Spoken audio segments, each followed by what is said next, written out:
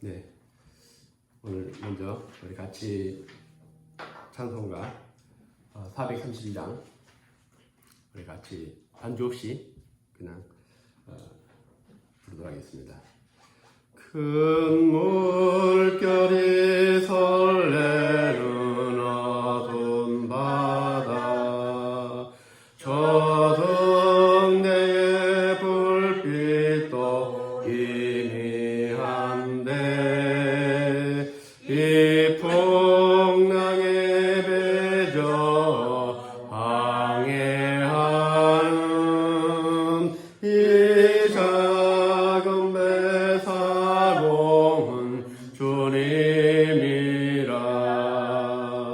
나 두려움없네 두려움 없도다. 주 예수님 늘 깨어 계시도다. 이 용영한 바다를 다 지나면 저 소망의 나라에 이르리라. 큰 풍랑이 이 배를 위협하며 저 깊은 물이 벌려 달려드나 이 바다에 노져 항해하는 이 작은 배 사공은 주님이라. 나 두려움 없네 두려움 없도다. 주 예수님 늘 깨어 계시도다. 이 용영한 바다를 다 지나면 저 소망의 나라에 이르리라. 큰 소리로 물결을 명하시며 이 바다는 고요히 잠자리라. 저 동력이 환하게 밝아올 때 나 주 함께 이 바다 건너 나 두려움 없네 두려움 없도다. 주 예수님 늘 깨어 계시도다. 이 용영한 바다를 다 지나면 저 소망의 나라에 이르리라. 기도하겠습니다. 살아계신 아버지 하나님, 이 흉흉한 바다를 다 지나면 저 소망의 나라에 이르리라. 오늘도 하나님을 만날 소망, 하나님의 은혜를 경험할 소망, 하나님이 구원이 우리에게 충만한 그런 간절한 소망을 가지고 오늘 이렇게 모였습니다. 주님을 찬양하며 예배합니다. 주님을 경배하며 사모합니다. 살아계신 아버지 하나님, 오늘 이곳에 또 우리와 함께 우리 예배 중에 인지하시기를 간절히 사모하고 구합니다. 우리가 부족함에도 불구하고 다시 예배 가운데 불러주시고 인도하여 주셨사오니 성삼위일체 하나님께서 온전히 우리 가운데 임하시고 영광을 허명하여 주시고 예배를 축복하여 주시고 우리에게 놀라운 하늘의 구원을 내려 주옵소서. 오늘도 함께 예배하지 못하지만은 각각 처소에서 하나님을 사모하고 예배할 때에 우리 주님의 은혜가 충만한 예배가 되길 원합니다. 살아있는 예배가 되길 원합니다. 하나님이 임재하신 예배가 되길 원합니다. 주님께서 우리 모든 예배 가운데 함께 하시고 온전히 영광 받아주시기를 간절히 바라고 나오며 살아계신 예수님 이름으로 감사하며 기도드리옵나이다. 아멘. 예, 오늘 말씀은 누가복음 1장입니다.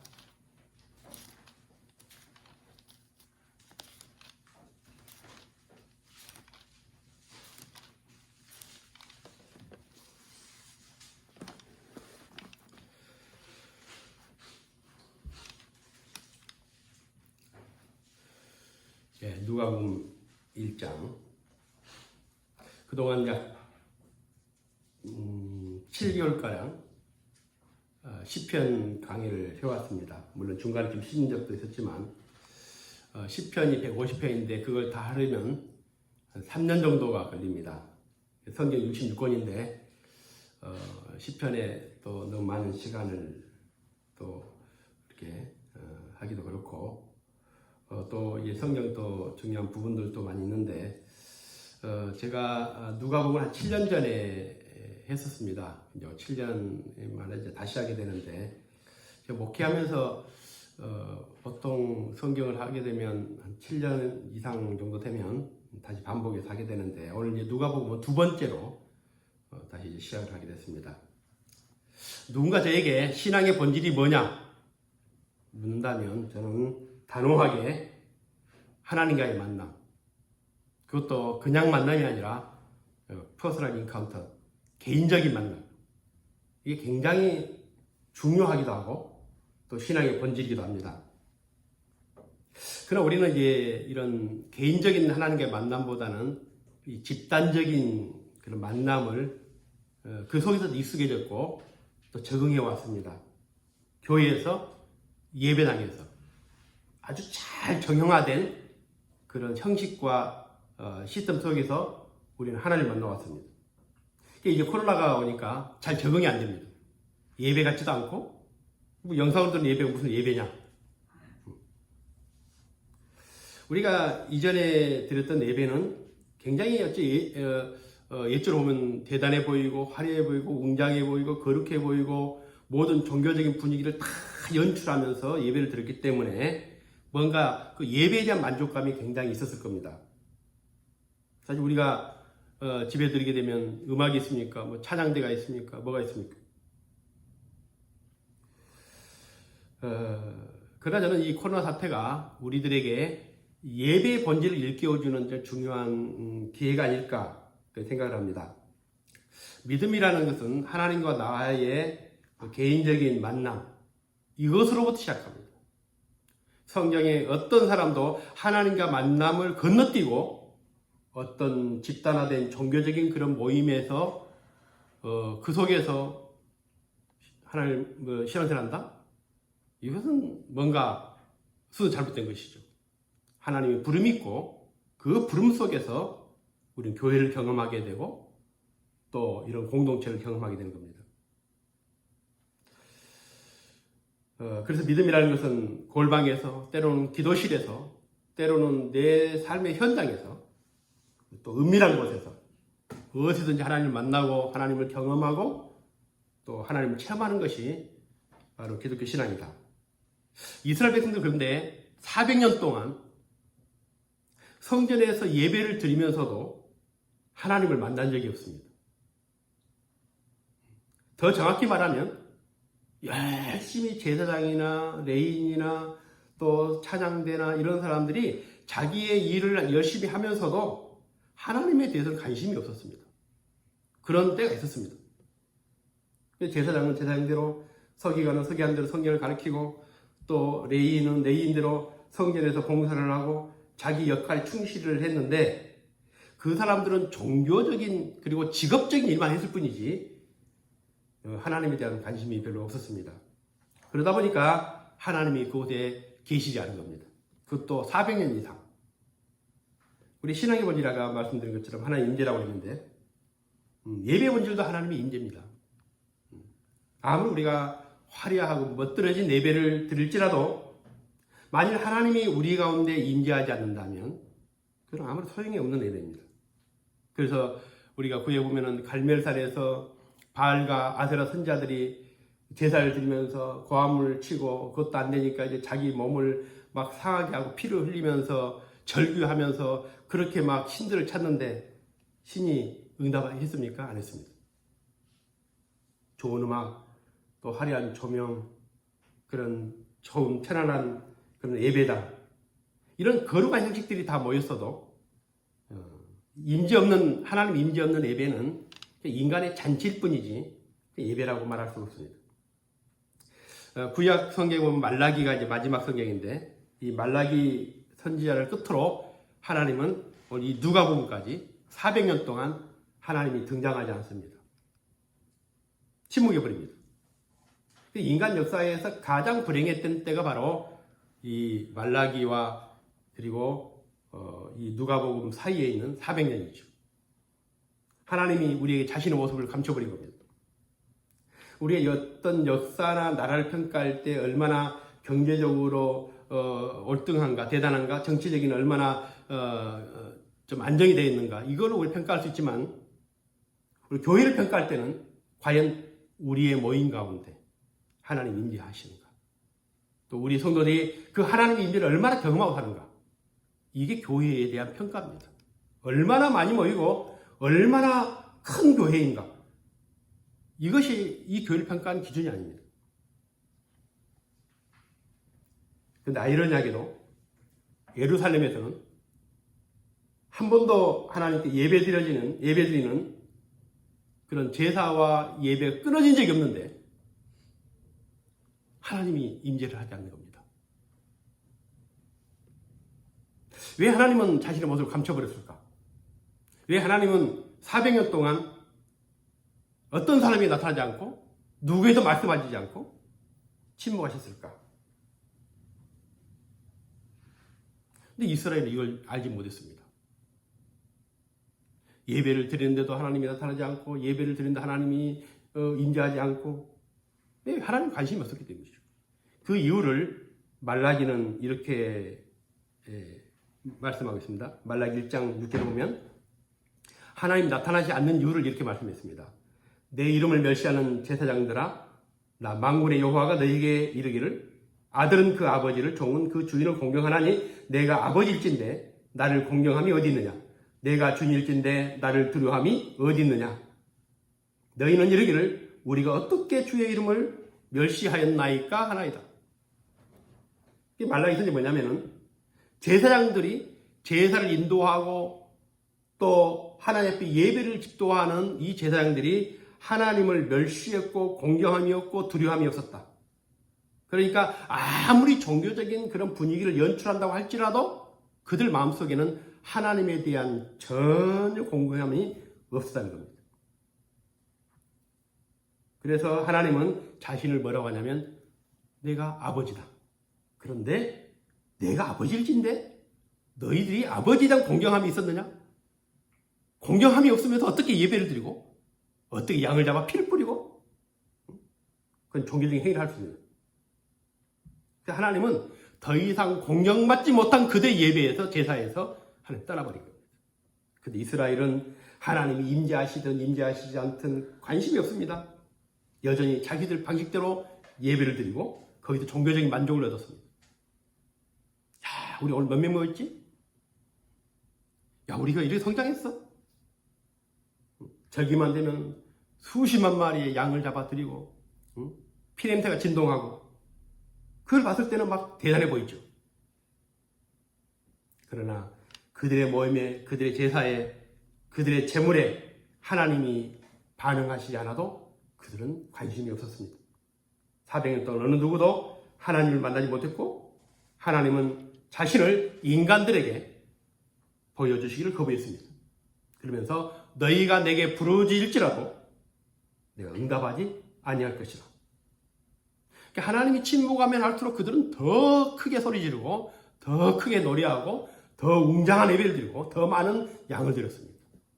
우리가 중세적으로 보면 알지 않습니까? 하나님과 단절된 이후로부터 예배당이 더 화려해지죠. 그렇게 길고 긴 400년이 흐르고 드디어 오늘 하나님이 자신의 모습을 드러내십니다. 그 그게 바로 누가복음입니다. 먼저 우리 1장 8절부터 11절까지 같이 한번 보시도록 하겠습니다. 읽겠습니다. 마침 사가랴가 그 반열의 차례대로 하나님 앞에서 제사장의 직무를 행할 때 제사장의 전례를 따라 제비를 뽑아 주의 성전에 들어가 분향하고 모든 백성은 그 분향하는 시간에 밖에서 기도하더니 주의 사자가 그에게 나타나 향단 우편에 선지라. 누가복음은 400년 동안 침묵하셨던 하나님께서 드디어 오늘 그들의 제사 가운데 하나님이 천사가 촥 나타나신 그 장면입니다. 사람에게는 경험이 참 중요합니다. 하루도 아니고 1년도 아니고 수백 년 동안 하나님께 예배를 드리면서 제사를 드리면서 하나님을 만나지 못했던 그들의 경험. 그러니까 이제 이게 세대가 몇 세대가 흘러야 되지 않습니까? 40년을 한 세대로 잡으면은 10세대라는 길고 긴 시간 동안 누구도 하나님을 만난 적이 없으니까 이제 하나님에 대한 만남에 대한 기대가 없는 애비죠. 누군가 만났다면 그 경험 때문에 더 간절하게 또 만나고 싶고 하나님을 찾고 그러지만 수백 년 동안 하나님을 만난 적이 없으니까 오늘 그들의 경험은 더 이상 하나님을 찾지 않게 되는 것입니다. 그래서 이제 습관처럼 예배드리고 습관처럼 기도하고 습관처럼 제물 드리고. 누가복음을 제가 강의하면서 이렇게 누가복음이 이제 우리가 첫 서두에 누가복음을 누가 기록했는지 왜 기록했는지 이런 것들도 중요할 수 있지만 이건 이제 다음 기회가 되면 제가 할 겁니다. 그런데 그것보다 중요한 것은 하나님이 어떻게 침묵을 깨시고 오늘 그들 가운데 나타나셨는가. 이것을 알게 되면 오늘 우리 예배 가운데 하나님이 어떻게 인지하시는가를 알게 되실 것입니다. 우리는 오늘부터 누가를 따라서 예수님이 계셨던 그 2000년 당시 그때로 한번 돌아가서 한번 여행을 해보려고 합니다. 거기서 예수님 만나고 거기서 예수님의 설교를 듣고 기적과 추의 현장을 경험하고 예수님의 그 골고다의 현장 그리고 부활도 우리는 경험하게 될 것입니다. 비록 누가의 편지를 통해서지만 오늘 성령께서 우리에게 직접 보는 것처럼 그 이상으로 감동과 은혜를 주시기를 원합니다. 우리가 오늘 누가복음 묵상하면서 왜 하나님이 성전에 임하셨는가? 이것이 궁금해져야 됩니다. 이게 궁금하지 않으면 예배가 될 수가 없습니다. 우리 어떻게 하면 이런 하나님을 만날 수 있을까? 어떻게 하면 내 신앙 속에서 내 믿음 속에서 하나님을 만날 수 있을까? 같은 이유이기도 합니다. 우리가 한번 본문 1장 5절을 제가 봉독해 드리겠습니다.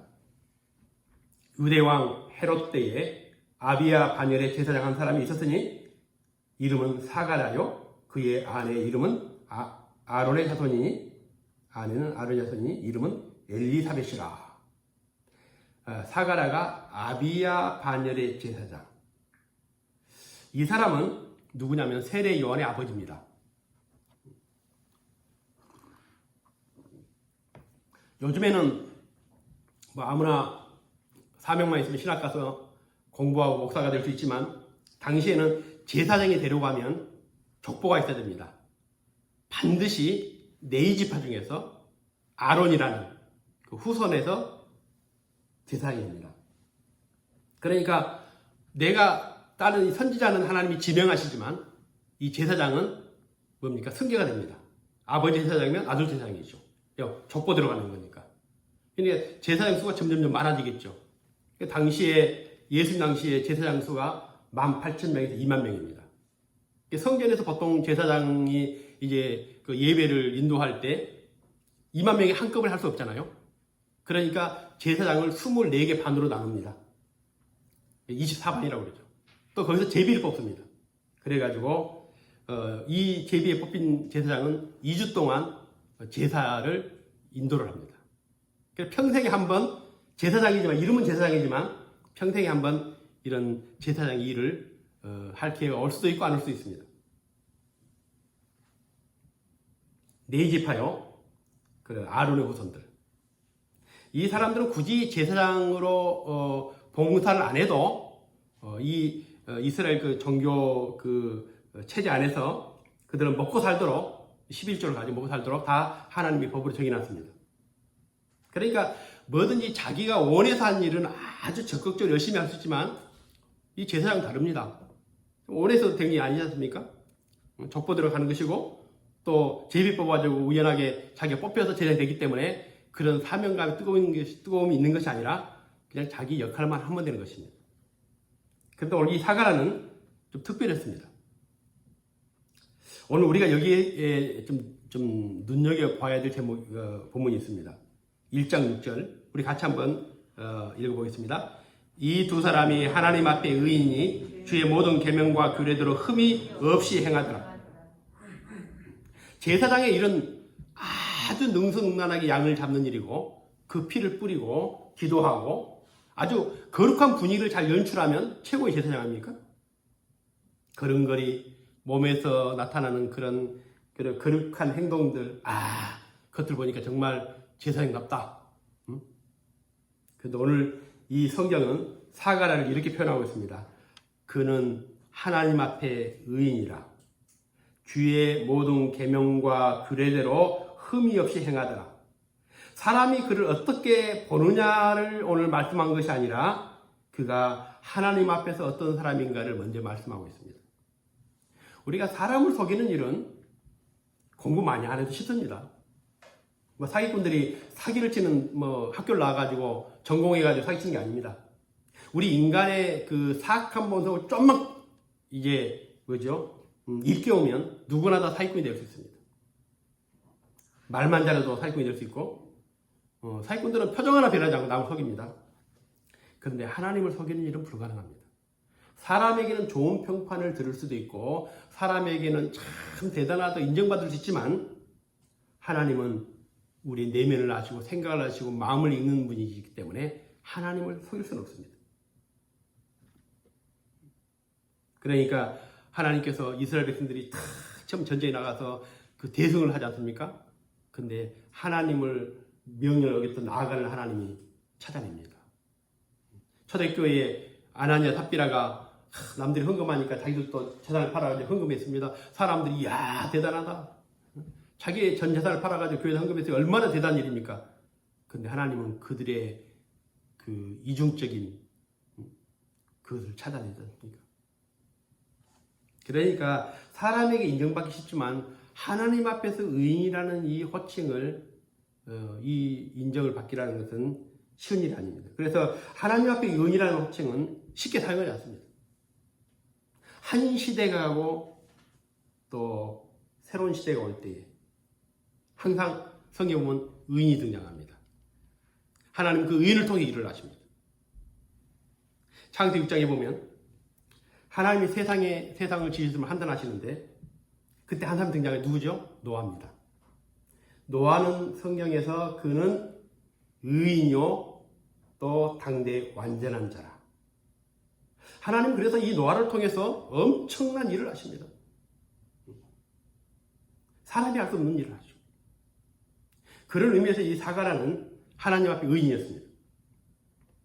이 말은 하나님이 오늘부터 이제 사가를 통해서 새로운 역사, 새로운 일, 거룩한 일을 시작하시겠다는 그런 말씀이랍니다. 그는 주의 모든 계명과 규례대로 흠이 없이 행하였더라. 여러분도 아시겠지만은 당시 예수님 오시기 전 그 유대사의 문제는 종교 지도자들의 문제였습니다. 제사장의 문제, 서기관들의 문제, 장로들의 문제, 바리새인들의 문제, 내인들의 문제. 오늘 그들은 자신들은 법을 지키지 않으면서 그 백성들에게는 혹독한 그 율법을 요구했고 지키라고 했습니다. 오히려 예수님 오셨을 때에 예수님을 가로막는 자들이 바로 오늘 종교 지도자들이었습니다. 그래서 예수님은 한 번도 이 종교 지도자들을 칭찬한 적이 없습니다. 서기관과 장로들을 칭찬해 본 적이 없습니다. 그런데 그런 당시로 이 사가랴는 주의 모든 계명과 규례대로 흠이 없이 행한 그런 사람이었습니다. 오늘 하나님이 이 사가랴에게 찾아온 것은 결코 우연이 아니라는 것을 말씀하고 있습니다. 그래서 1장 8절에 보면 마침 사가랴가 그 반열의 차례대로 하나님 앞에서 제사장의 직무를 행할세. 하나님 앞에서 제사장의 직무를 행했다. 사람들이 보기에 그렇게 그럴듯하게 연출한 것이 아니라 하나님 앞에서. 종교 개혁자들이 그리고 또 종교 어떤 그 직업적인 종교인들이 오늘 그 부패 원인은 오늘 하나님 앞에 일을 하지 못하기 때문이죠. 로마에 가면 성 베드로 성당이 있습니다. 저도 가봤지만 얼마나 화려하게 저는 지금 한 500년 가까이 됐는데 지금도 아주 로마에서 가장 유명한 건물이긴 합니다. 그 안에 이 예배당만 한 40개가 넘습니다. 그리고 그 하나하나 아주 최고의 조각가들이 빚은 그 조각품들만 390개 넘습니다. 그리고 이 돈으로 환산하게 되면 환산이 안 됩니다. 그리고 모든 벽면에는 모자이크 그림이 되어 있습니다. 성당 자체가 박물을 가지고 미술관처럼 되어 있습니다. 이스라엘도 절기때가 되면 수십만 마리 양을 잡고 또 음악을 연주하고 피를 뿌리고 온 이스라엘을 연기로 가득 채웠지만 하나님은 거기 오시지 않았습니다. 놓쳐버린 게 있죠. 하나님의 임재죠. 아무리 화려해도 아무리 종교적인 분위기를 연출해도 하나님 앞에 서는 자가 없다면 하나님 임재하다는 것이죠. 그래서 오늘 이 사가랴가 오늘 그가 반열대로 제비 뽑혀가지고 오늘 제사장 직무를 하는데 하나님 앞에서 제사장의 직무를 행했다. 굉장히 중요한 거죠. 사람들 눈에는 멋있게 보이고 그럴듯해 보이지만 어떤 사람도 살아있는 하나님 의식하지 못했는데 오늘 사가랴는 하나님 앞에서 제사장의 직무를 행하게 됩니다. 여러분은 이 코로나로 인해서 우리가 교회를 출석하지 못하고 있지만 이럴 때에 어떻게 하나님 임재를 경험하고 있습니까? 나 교회를 좀 만나가지고 오래돼가지고 좀 하나님 계신지 안 계신지 모르겠다. 너무나 오랫동안 하나님 만나지 못해가지고 신앙생활이 어떻게 되는지 모르겠다. 그런 분들 많을 겁니다. 우리는 교회에서 집단 속에서 그 분위기 속에서 그렇게 하나님을 만나왔다고 느꼈기 때문입니다.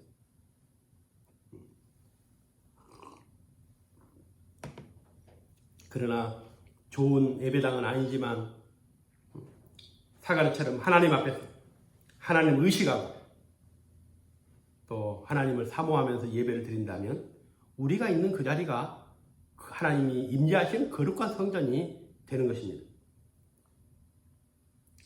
오늘 이 본문 속에서 또 굉장히 중요한 게 있습니다. 물론 하나님과 나와의 개인적인 만남도 굉장히 중요합니다. 그러나 이것이 교회와 성전의 전부는 아닙니다. 오늘 그래도 그렇게 타락했던 시대, 하나님과의 그런 만남이 단절된 시대에도 오늘 이 성경에 보면 중요한 그런 사가랴와 함께 예배했던 사람들을 볼 수가 있는데 한번 보시죠. 10절, 11절입니다. 같이 한번 읽어보겠습니다. 모든 백성은 그 분향하는 시간에 밖에서 기도하더니 주의 사자가 그에게 나타나 향단 우편에 선지라. 지금 사가랴가 하나님 앞에서 제사를 드릴 때에 그때에 모든 백성은 그 분향하는 시간에 밖에서 기도하고 있었습니다. 누가가 누구냐? 이 누가는 최초의 역사가라고 말합니다. 그런데 이 역사가의 시각은 뭐냐면은 순간포착하는 겁니다. 그때 어떤 일이 있었고 그때 어떤 상황에서 어떤 일이 됐는지 그거를 기록하는 게 역사가인데 이 누가는 그래서 성경 기록할 때에 굉장히 그 시점을 많이 기록했습니다. 그 예수님과 그 예수님에 대한 역사를 기록할 때 누가는 그런 예를 들면 예수님께서 기도하실 때에 하늘이 열리며 성령이 임했다. 기도하실 때라는 그 순간, 기도하는 그 순간에 하늘문이 열렸다는 것이죠. 또 변화산에서 기도하시는 그때의 광채가 쫙 기도할 때. 이거를 포착 잘했던 사람이 바로 누가입니다. 사도행전에서 보면 누가 기록한 사도행전을 보면은 기도할 때에 성령이 임했다고. 그런데 오늘도 보면은 모든 백성은 그 분향하는 시간에 밖에서 기도하더니 바로 기도하는 그때에 오늘 11절에 보면 주의 사자가 그에게 나타났다.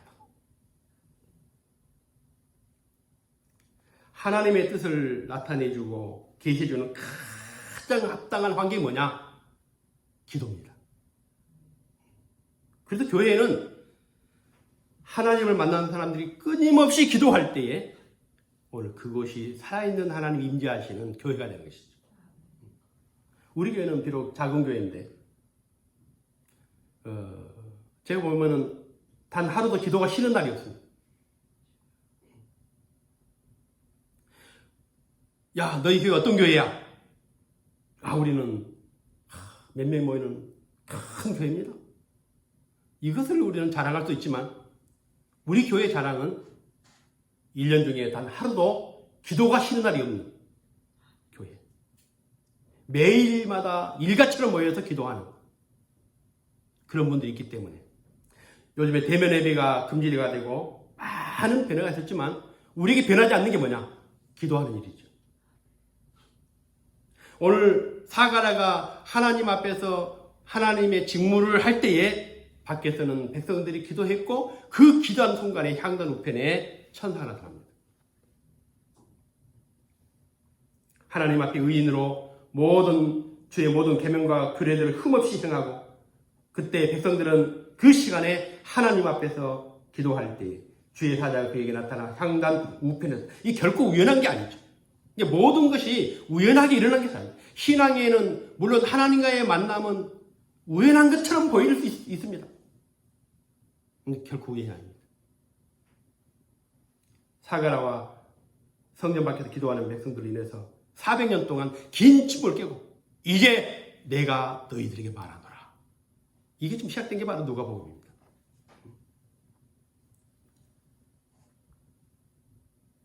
(400년의) 긴 침을 깨시고 하나님이 자신의 모습을 드러내신 것처럼 이제부터 우리 교회가 모여서 예배할 때마다 하늘의 문이 열리고 하나님이 임재하시고 하나님을 만나는 경험이 오늘 성도들에게 있기를 원합니다. 점점 교회들이 하나님 없이 사는 방법을 터득하고 있습니다. 그래서 우리는 영적으로 큰 위기를 지금 맞고 있습니다. 모든 사람들이 어렵다고 말합니다. 모든 사람들이 믿음이 흔들린다고 말합니다. 예배를 드리지 않으니까 어떻게 해야 될지 모른다고 말합니다. 우리는 다른 사람들과 비교할 필요가 없습니다. 우리는 하나님 앞에서 여전히 오늘 하나님을 사모하면서 하나님 앞에 예배하고 하나님 앞에 기도한다면 하나님은 오늘 사가랴에게 나타나신 것처럼 우리에게도 나타나시고 우리에게도 말씀하시고 우리에게 임재하시고 날마다 하나님과 동행하며 사는 삶이 될 줄로 믿습니다. 그렇다면 오늘 사가랴를 통해서 새로운 일을 하신 것처럼 또 노아를 통해서 새로운 일을 하신 것처럼 오늘 이 교회를 통해서 하나님은 새로운 일을 하실 것이고 또 거룩한 역사를 만들어 가실 것입니다. 오늘 이 사가랴를 통해 나타나신 하나님의 임재, 오늘 이 교회도 또 여러분이 예배하는 그 가정에서도 여러분의 개인의 삶 속에서도 이런 하나님 임재가 함께하기를 주의 이름으로 축원드립니다. 기도드리겠습니다. 살아계신 아버지 하나님, 400년 동안 하나님이 침묵하셨어도 사람들은 하나님의 침묵을 깨닫지 못했습니다. 하나님과 단절되어 있음에도 그들은 종교적인 분위기 속에서 만족을 얻었습니다. 살아계신 아버지 하나님, 오늘 우리 예배가 하나님 없이 드려지는 예배가 되지 않을까 두렵습니다. 사가랴처럼 하나님 앞에서 하나님의 말씀과 계명을 따라 직무를 다하고 백성들은 밖에서 기도할 때에 하나님의 사자가 임재하신 것처럼 오늘 우리 교회가 예배할 때마다 하나님이 임재하시고 우리가 기도할 때마다 하나님이 임재하시고 우리가 주님을 찾을 때마다 하나님이 우리 가운데 함께 하시는 그런 놀라운 믿음의 경험을 갖게 하여 주옵소서. 살아계신 아버지 하나님, 오늘 이곳에 임재하여 주시기 원합니다. 오늘 사랑하는 모든 성도들 가정에 임재해 주시기 원합니다. 하나님, 저들 모든 삶 속에 임재해 주시기 원합니다. 날마다 그래서 하나님 만나는 교회, 날마다 하나님을 경험하는 성도들이 될 수 있도록 축복해 주시고, 오늘 그 하나님 통해서 새로운 일, 새로운 비전, 새로운 역사를 만들어갈 수 있도록 축복하시고 축복하여 주옵소서. 감사하며 예수님 이름으로 기도드리옵나이다. 아멘. 이제는 우리 주님 예수 그리스도의 크신 은혜와 신령과 진정으로 예배한 자 찾으시는 우리 아버지의 놀라운 사랑하심과 성령님의 감화 이를 교통하시니 하나님을 간절히 사모하고 하나님을 만나기를 원하고 하나님과 동행하기를 원하고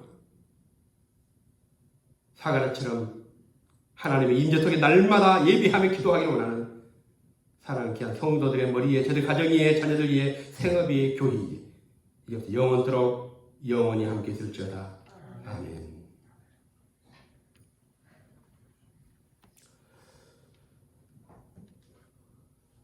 네, 예배 마쳤습니다. 다음 주까지는 이렇게 비대면 예배를 드려야 될 것 같습니다. 불편하시더라도 우리가 어디에 있든지 어디에 예배를 드리든지 종교적인 무게, 신앙적인 무게는 절대 달라지지 않습니다. 많이 모였기 때문에 거룩한 분위기이기 때문에 하나님의 역사하는 것도 아닙니다.